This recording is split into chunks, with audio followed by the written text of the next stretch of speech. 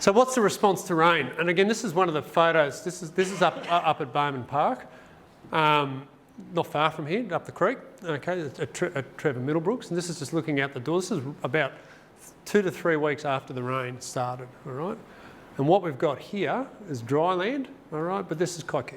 All right, and this is the really powerful aspect of Kikuyu in a good, strong stand. Okay, and you can see what's happened with the rest of the country. It hasn't responded yet off the same rain, all right?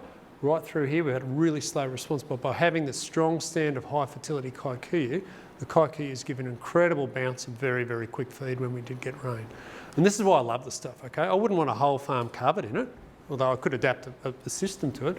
But for an early break out of sort of January, February when we do get rain, nothing probably responds as quickly and as nutritiously as a bit of Kikuyu, okay?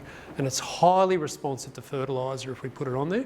If you want to drive this stuff, we can put 1 kilogram of nitrogen on that and grow about 20 kilograms of grass, okay?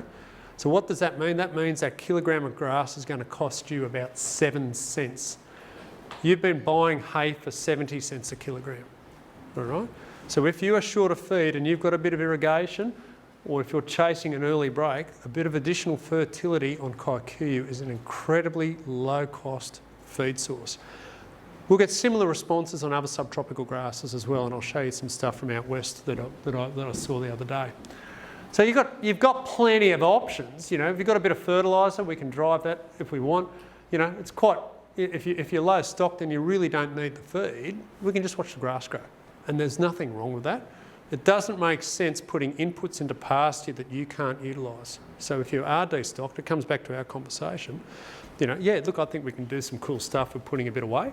All right, we might have some options to regenerate some other pastures and take a little bit of rubbish out. All right, but sitting back and watching the grass grow might be a perfectly valid strategy, and it might be the only one that's open to you. So you know, that's how it is. That's how it is. We do in many cases, because it's got beyond this, and all of a sudden all this is growing as well, and we do have rampant overgrowth on a lot of farms. So how can we manage that? We'll talk a little bit about a few strategies. We've already touched on some of them with things like silage. We have had options with summer crops, and we're past the window of planting. I'll just show you a few photos of some differences and impacts of that shortly, okay? And I don't think anyone will be sowing summer crop now.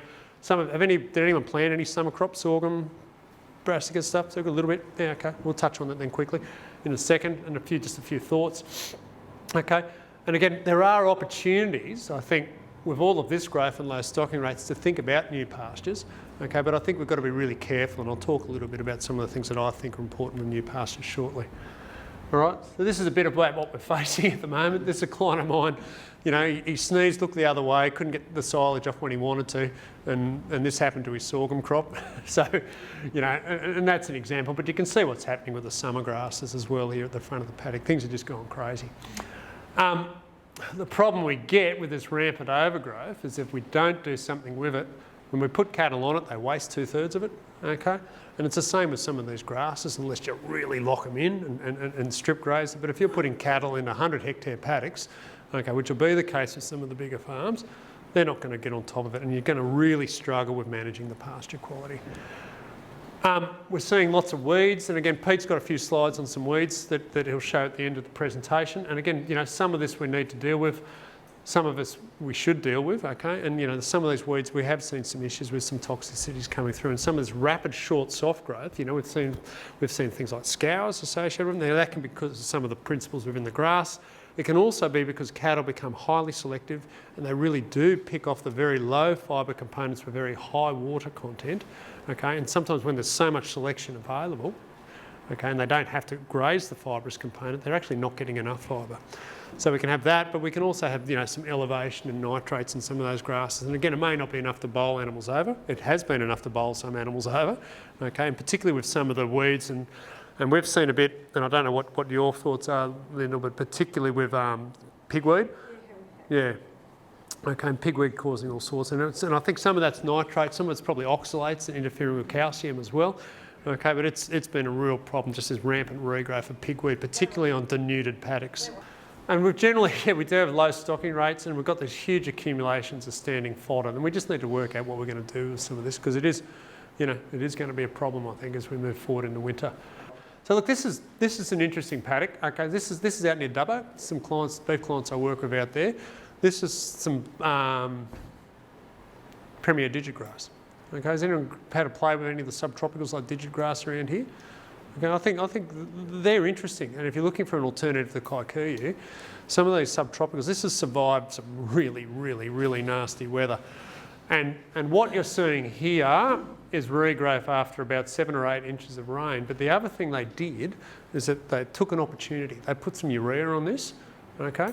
Now this 32 hectare paddock is carrying about 150 cows and calves on one half of it. The other half they're cutting for silage, okay? So similar to the Koki story, if we have these higher quality subtropicals available in paddocks that are arable and they've been set up in the right places, these guys have now got an opportunity to put down a couple of 100 tonne of feed as well as feed cows. And that's been manipulated with some fertiliser to greatly enhance that response to rain. And again, you can't quite see it, but in the back what that's allowed them to do is run all the cattle here while they fallow out the rest of the farm, okay, or get early cereals established that are going to be ready for grazing in 7 or 8 or 9 weeks' time. All right, so this is where we can start building our portfolio. Is it perennial or annual? Perennial, the Digi Grass, yeah. I haven't got the photos on here, okay, but I've got some photos of it about 3 years ago when it grew in 2016 off the wet winter there, and sorry, the wet summer. But yeah, look, it was sitting there basically as brown clumps right through.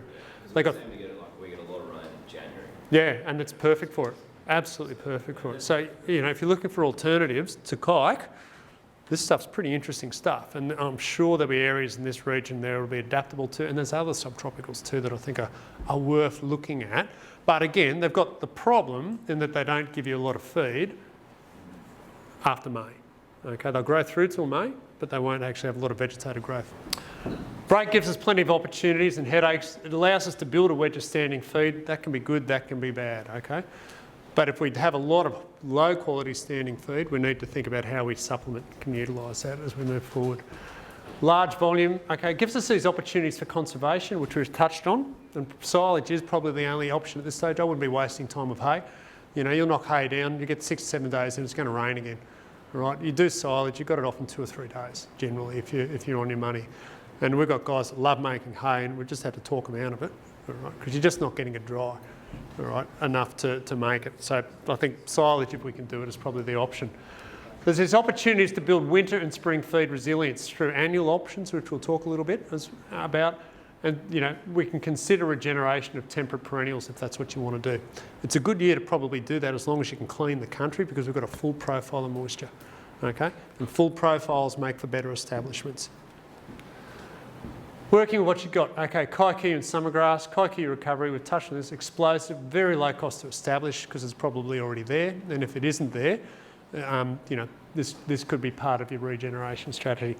Fantastic responses to nitrogen, lowest cost cattle feed is probably well fertilised Koki, okay, particularly when you're under stress. If managed well, it can make reasonable silage. It's not ryegrass, okay, it's not clover, it's Koki, but it can be a reasonably good silage for beef production. Little bit of stuff just on growth rates, and this is, you know, we talk about growth rates, and this is why, until you understand this sort of stuff, you say, wow, this is amazing. It's perfectly normal for these grasses to grow very quickly. We talk about growth rates in terms of kilograms of dry matter per hectare per day. All right, so we go in the middle of winter, and we're looking at nice ryegrass pastures in winter.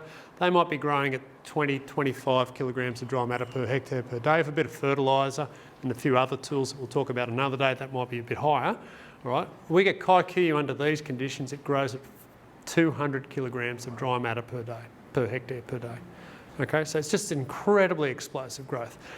And if you're growing that, you know, 1 hectare, and you've got cattle that need 10 kilos of dry matter, okay, you could be running 20 cows to the hectare. Now, if you stock your farm at 20 cows to the hectare, when it goes dry, you're going to go broke. All right? So we have to have strategies to manage this somehow. Some of it's conservation, some of it's not being completely leveraged to the one system. Okay? And look, the quality attributes there, it's variable. But that's okay. Look, summer crop, we'll just touch on this quickly because we won't go into summer cropping in detail. Here's some stuff out of Dubbo. These guys have put all the money into fertilising this side and sowing.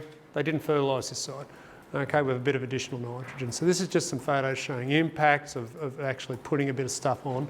You put all the money into seed. One of the things we often see people fail to do is follow up with adequate nitrogen when they're chasing crop, right? That's the impact of another 100 kilograms per hectare of urea, about 46 kilos of nitrogen. If you're going to bother with summer crops, do your preparation. This is what happens when people just bum rush it in when it breaks. Okay, all the weeds come through, you get no millet. This is what happens when you wait for the rubbish to germinate and give it a quick spray. Okay, you just grow what you're actually trying to grow rather than growing a heap of rubbish and a little bit of millet. So preparation when you're doing it, really, really important. Okay, square pegs and round holes, and this is just a nice little slide on water use efficiency in summer. This is Dubbo as well. Okay, under pivot irrigation. This is where the pivot was parked on the ryegrass, okay, when they sowed. This is where they sowed the summer forage. So if you've got water in summer, what it shows you in a drought is you don't water ryegrass, you put in a summer crop, because on the same amount of water you're going to grow 4 times the amount of feed. Okay. Forage sorghum grows well.